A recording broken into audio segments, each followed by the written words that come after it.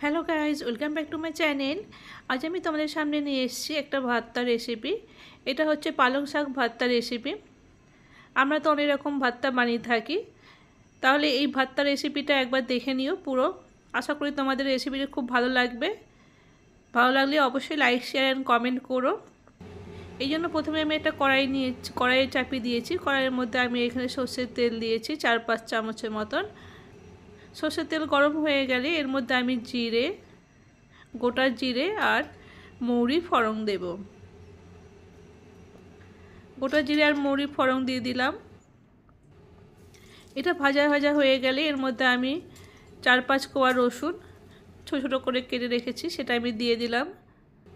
রসুনটাও যখন এরকম golden fry হয়ে যাবে তখন আমি এর মধ্যে 2টো মিডিয়াম সাইজ পেঁয়াজ চপড করে রেখেছিলাম, সেটাকে আমি দিয়ে দিচ্ছি।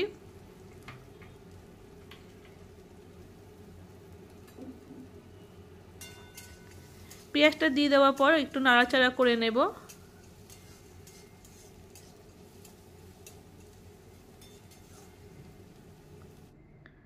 পেঁয়াজটা যখন নরম হয়ে আসবে তখন আমি এর মধ্যে একটা কেটে রাখা টমেটো দিয়ে দেবো। এখানে আমি মিডিয়াম সাইজের টমেটো নিয়েছি। টমেটো পেঁয়াজ ভালোভাবে যখন মিশে আসবে, টমেটো যখন নরম হয়ে আসবে তখন এর মধ্যে আমি স্বাদ মতো লবণ দেব।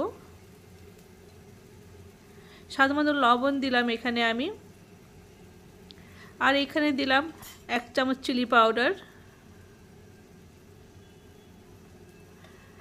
অল্প হলুদ দিয়ে এবার মশলাটাকে আমি ভালোভাবে নাড়াচাড়া করে নিচ্ছি। এখানে আমার টমেটো সফট হয়ে গেছে। এর মধ্যে দিচ্ছি 1/2 স্পুন ধনে গুঁড়ো আর 1/2 স্পুন জিরে গুঁড়ো। আর এখানে অল্প চিনি দিলাম 1/2 স্পুন। চিনি দিয়ে সমস্ত মশলাটাকে ভালোভাবে নাড়াচাড়া করে নেওয়ার পর এর মধ্যে আমি চপড করে কেটে রাখা হারা ভরা কি সুন্দর সবুজ পালং শাক এখানে আমি দিয়ে দিলাম। এখন তো মার্কেটে খুব ভালো পালং শাক পাওয়া যাচ্ছে, পুরো শীতকালে তো ভালো পালং শাক পাওয়া যায়। এবার এই পালং শাকটা দিয়ে এবার ভালোভাবে নাড়াচাড়া করে দিচ্ছি আমি।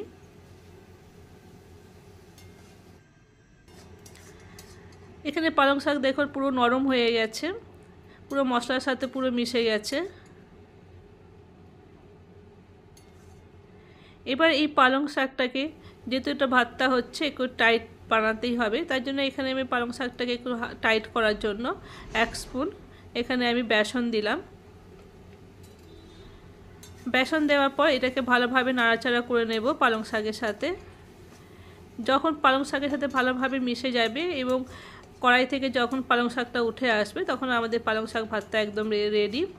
গরম ভাতের সাথে এই পালং শাক ভর্তা সার্ভ করো, ভীষণ ভালো লাগে এই পালং শাক ভর্তা। তাহলে তোমাদের রেসিপিটি কেমন লাগলো অবশ্যই একটা কমেন্ট করে জানিও।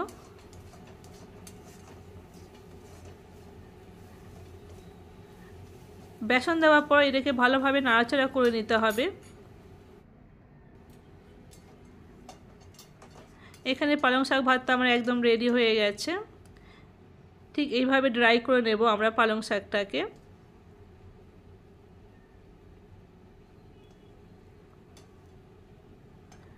পালং শাক ড্রাই করে নিয়ে এবার আমরা পরিবেশন করব গরম ভাতের সাথে। এই দেখো পালং শাক ভর্তা আমার একদম রেডি। পালং শাক ভর্তা অবশ্যই গরম গরম ভাতের সাথে পরিবেশন করো, ভীষণ ভালো লাগে খেতে। ছোট বড় সবারই ভালো লাগবে, বাড়িতে অবশ্যই একবার ট্রাই করে দেখো। আর ভালো লাগলে অবশ্যই লাইক, শেয়ার আর কমেন্ট করো। তাহলে আজ এই অবধি, আবার আমি চলে আসবো নতুন কোনো পর্বে নতুন কোনো রেসিপি নিয়ে। তোমরা সবাই ভালো থেকো। ওকে, বাই, টেক কেয়ার।